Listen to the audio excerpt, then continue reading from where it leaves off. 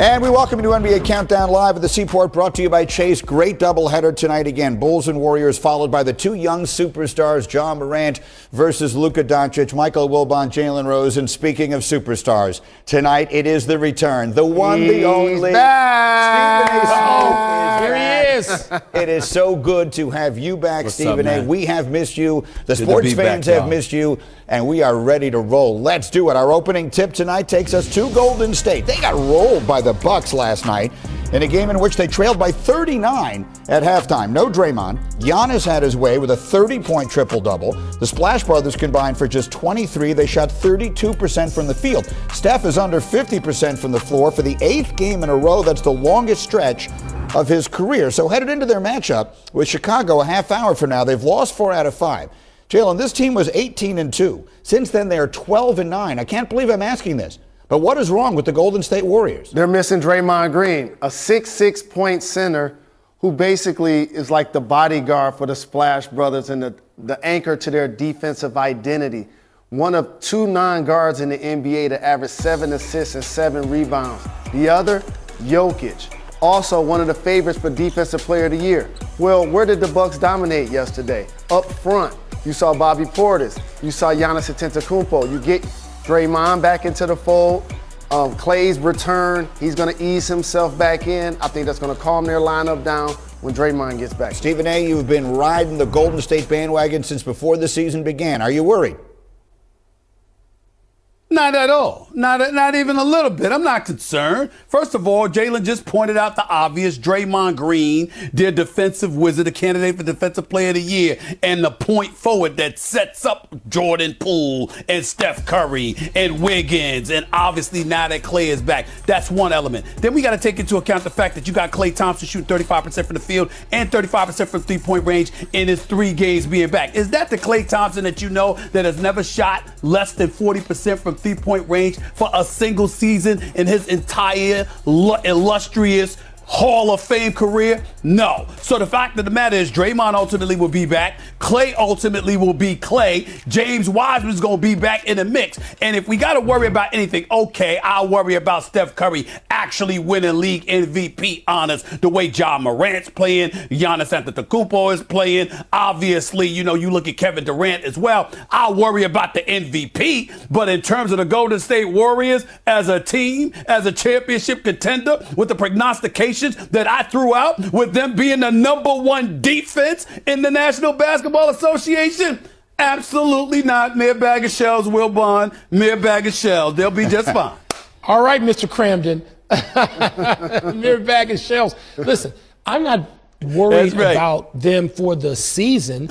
I might be a little worried if I'm them, and I'm looking at Phoenix. I mean, they haven't had that sort of, slump that the Nets have had, that Golden State has had, that Milwaukee has had, all tied to health. But I will go back to exactly what Jalen said. It's the absence of Draymond Green and the presence, if you will, of the dog days that approach for most teams, maybe not every, that approach with the All-Star break. That's what the Warriors have. You heard Steve Kerr say, he acknowledged the slump. I think it's fair to say they're in a bit of a slump. And I think that slump, I know Stephen A's going to go crazy about this, is going to continue tonight in Chicago. Well, we'll get to the Bulls in a minute, but hold on a second. A slump, how long does a slump last? Because, Jalen, I pointed this out earlier in SportsCenter. This team was 18-2. They really haven't been the Warriors, as we continue to describe them, since the end of November. Really, when Steph Curry got very close to that record, from that point forward, they've not been the same team. And Draymond was there for a lot of that. Is that a slump? That's not a slump because they're 28-6 with Draymond. They're 2-5 without him. It's a dramatically different basketball team when he's not available. And also the emotional and the physicality that he brings to the table, the leadership that he brings to the table, the championship pedigree, so many things that calms their team down when he's a part of the lineup. And by the way, so Stephen A., you still think Steph, I should mention what you pointed out, Steph is still right now the favorite for MVP in Vegas, but only by a slim margin over Kevin Durant, and there are a lot of people on his heels. Is Steph still the MVP? He shouldn't be the favorite right now. That should be Kevin Durant. Giannis Antetokounmpo is on the come up. Ja Morant of the Memphis Grizzlies is a bona fide top 5 league MVP candidate you better recognize, because the brother's big time and he's balling. But in the end, what it comes down to is this. Do you expect Steph Curry to continue to play this way? No. Do you expect Klay Thompson to get his act together, and get his rhythm? Because he did miss 941 days, for crying out loud. You expect him to get it together? Yeah. When Draymond comes back, don't you think that'll be an upgrade? Yeah. So when I look at that and I look at a team that's exceptionally well coached, that is the #1 defense in the National Basketball Association, why should I be concerned? I'm not concerned at all. Christmas came up. You got holiday shopping. You're preoccupied with some stuff. You go into a little stuff. Cold weather everywhere. That influences things. Obviously, the new year comes in and that all-star break comes in. We understand. But in the end, we know what we talk about here. By the way, Ja is not top 5. Ja is top 3.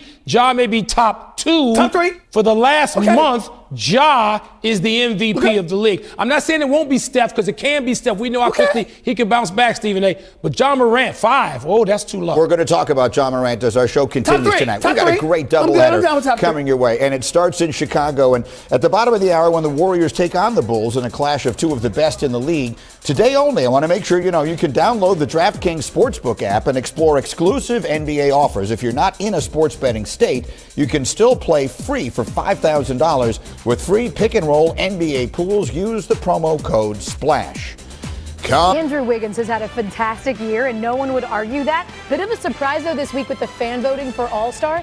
He would actually be a starter if it ended today. You're right. He does not. Yeah, but he has definitely made a nice jump. We'll certainly see if he can sneak in as a sneaky underdog starter for the West #2 team. Although, listen, that matters very little because it hasn't been a good stretch for the Warriors, and that's what they're concerned about, right? They've lost 4 of 5 for the first time this season. They hadn't dropped consecutive games before this stretch, but now they've done so twice in just the last 10 days. You could point to their offense. It's been held under 100 points 4 times in this 5-game span. That's just the first time under Steve Kerr. In fact, their offensive efficiency is ranking dead last in that span, and their superstar Steph has gone cold.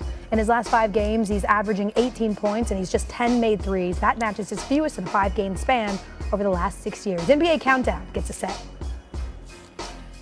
All right, thank you very much, Michael Wilbon, Jalen Rose. I am Greeny, and tonight we are delighted to have the return of the one, the only. Back. Stephen A. Smith is back and better than ever. It has been far too long since we've seen that face. Steve, we were all delighted to see you. When you heard the setup, we got the Warriors and the Bulls going head-to-head tonight. Both of them coming off of bad losses, embarrassing type of losses. Yeah. Who are you more concerned about right now, the Warriors or the Bulls? Of course it's the Chicago Bulls. I mean, I'm not worried about the Warriors. Mere bag of shells. I'm stealing that line from Ralph Cramden and the Honeymooners, okay, which I've been watching a lot over the last month. Bottom line is I'm not concerned about them at all. When you look at the Golden State Warriors, let's take into account the fact that Klay Thompson just returned. Klay Thompson's averaging 14 points a game on 35% shooting from the field and from three-point range. When has Klay Thompson shot 35% from the field or from three-point range in his career? That answer would be never. There's no concern there. Draymond Green essentially has missed the last 4 games in which they've lost 3. He's a candidate for Defensive Player of the Year. We know what he means to them defensively and offensively, how he positions guys to get the kind of shots they're capable of getting. On the other hand, we look on the East, and we've got the Chicago Bulls, #1 seed in the Eastern Conference. Shots. When you look at DeMar DeRozan only getting 16 shots, when you see the way that they were completely neutralized by a very energized and defensive-minded Brooklyn Nets team that particular night, I'm sorry, when I think about Milwaukee on the come-up, they're the reigning defending champions. We know what Miami is capable of, particularly when Bam Adebayo comes back. We know what the Brooklyn Nets are capable of because they showed Chicago, and we know that Philly's on the come-up as well. I think that Chicago, there's far more concern for them than a Golden State Warriors team that is championship tried, true, and tested. Well, keeping with the Honeymooners theme, let me throw in a little hamina for Jalen Rose over here. The Golden State Warriors at one point in time were 18-2. Simple math tells us since that time they're 12-9. They have not been themselves since the end of November. So with that as the framing, which team concerns you more right now? I'll still say the Chicago Bulls, but the Golden State Warriors are 28-6 when Draymond Green plays. They're 2-5 when he doesn't. A big-time anchor for them. He creates offense as an initiator, a screener, the dribble handoff action, and he guards multiple positions defensively. But for the Bulls, It's the competition in the East. The Nets' big three, even with Kyrie as a part-time player, waxed them the other day. We saw how good the Bucks just looked in waxing the Golden State Warriors just last night, and they're 0-2 this year against the Miami Heat, who's getting Bam back today and will get Jimmy Butler back. What do you think, Wilbon? And 0-2 against Philly. My Bulls are as well. I'm not worried about either one of them.